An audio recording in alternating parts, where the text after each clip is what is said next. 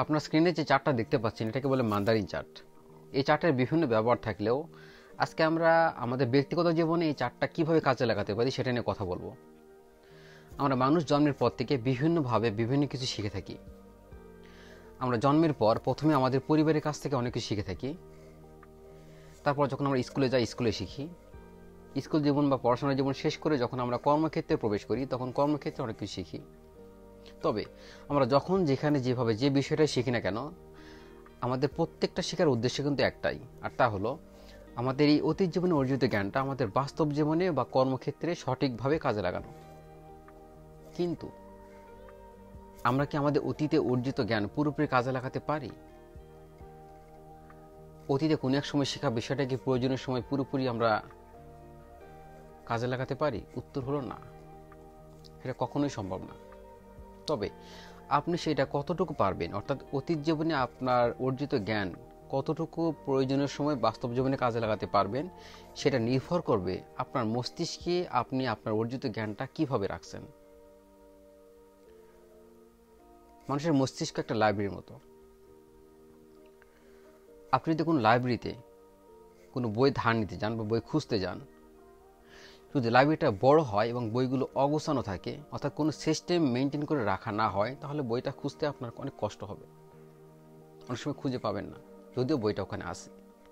ঠিক একই রকম আপনার মস্তিষ্কে যদি আপনার অর্জিত জ্ঞানগুলো সিস্টেমেটিক ওয়েতে সুন্দরভাবে সাজানো থাকে, তাহলে সেই জ্ঞানটা আপনি প্রয়োজনের সময় খুঁজে পাবেন বা বের করতে পারবেন বা কাজে লাগাতে পারবেন। আর যদি তা না করে মস্তিষ্কে আপনার অর্জিত জ্ঞানগুলো অগোছালোভাবে এলোমেলোভাবে রাখেন, তাহলে আপনি অনেক সময় আপনার মস্তিষ্কে জ্ঞানটি থাকার পরেও আপনি সেটা কাজে লাগাতে পারবেন না। আর মানুষের মস্তিষ্কে আপনার তথ্যগুলো সাজিয়ে রাখার একটি পদ্ধতি বা সিস্টেম হলো এই মান্দারিন চার্ট।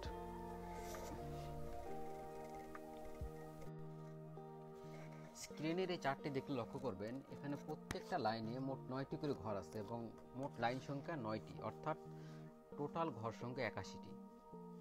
এই 81টি ঘরের মধ্যে আপনার ঠিক মাঝের ঘরটাতে আমি লিখে রাখছি নেসেসারি ইনফরমেশন ফর ইউ, অর্থাৎ এটা হচ্ছে এই চার্টের সেন্টার। এই সেন্টারকে কেন্দ্র করে আপনার প্রয়োজনীয় তথ্যগুলো আপনি সাজিয়ে রাখবেন।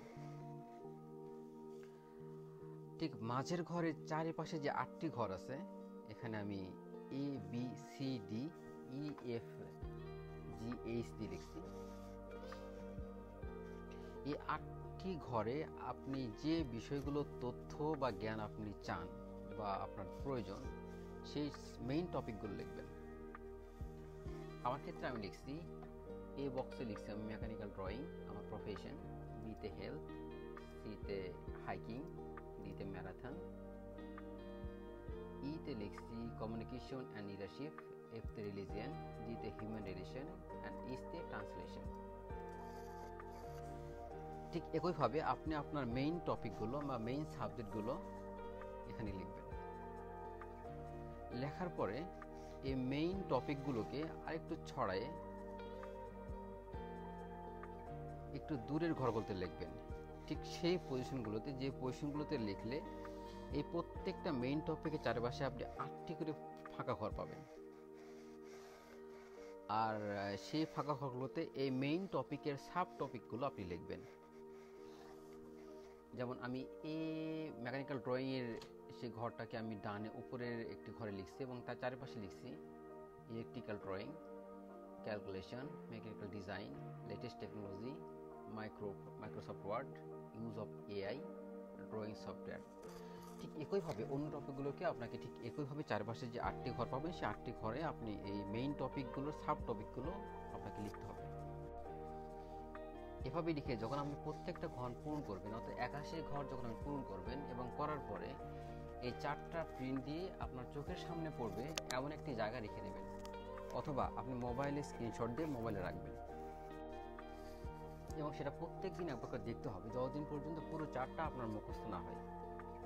সেটা করার পরে যে ঘটনাটা ঘটবে তা হলো, এরপর থেকে আপনি যখন কোনো পদ্ধতি অনুসরণ করে আপনি কোনো জ্ঞান আহরণের চেষ্টা করবেন, সেটা বই পড়ে অথবা কোনো সেমিনারের মাধ্যমে অথবা যদি আপনি ইন্টারনেট থেকে কোনো তথ্য সংগ্রহ করার চেষ্টা করেন, আপনার মস্তিষ্ক অটোমেটিক এই টপিকগুলোর উপর যে তথ্যগুলো সেগুলোকে আপনাকে আকৃষ্ট করবে এবং সেই তথ্যগুলো আহরণের চেষ্টা করবে। এবং তথ্যগুলো বা জ্ঞানগুলো আহরণের পরে সেটা আপনার মস্তিষ্কে আপনি যেভাবে চার্টটা তৈরি করছেন সেভাবে মস্তিষ্কে জমা রাখার চেষ্টা করবে। এর ফলে যে ঘটনাটা ঘটবে তা হলো, কোনো কিছু শেখার পরে ডে বাই ডে যখন এই তথ্যগুলো আপনার মস্তিষ্কে স্তর বাই স্তর জমা হবে, তখন আপনার মস্তিষ্ক একটি লাইব্রেরি স্ট্রাকচার গঠন করবে। এর ফলে যত দিন যাবে তথ্য আপনার লাইব্রেরির আকারটা বড় হতে থাকবে এবং আপনার তথ্যের ভাণ্ডারটা অনেক বড় হবে। শুধু সেটাই নয়, আপনি যখন এই তথ্যগুলো কোনো কাজে ব্যবহারের চেষ্টা করবেন বা আপনার মস্তিষ্ক থেকে কোনো তথ্য বের করার চেষ্টা করবেন এবং সেটা বের করাটা সহজ হবে, আপনার তথ্যটা প্রয়োজনের সময় কাজে লাগাতে পারবেন। কিন্তু সেটা করতে আপনার লং সময় এই নিয়ম ফলো করতে হবে এবং এই থিওরিটা বা মডেলটা আপনি নেটে সার্চ দিলে অনেক বিস্তারিত তথ্য পাওয়া যাবে। কিন্তু প্রথমে আপনি একটা সুন্দর টেবিল তৈরি করুন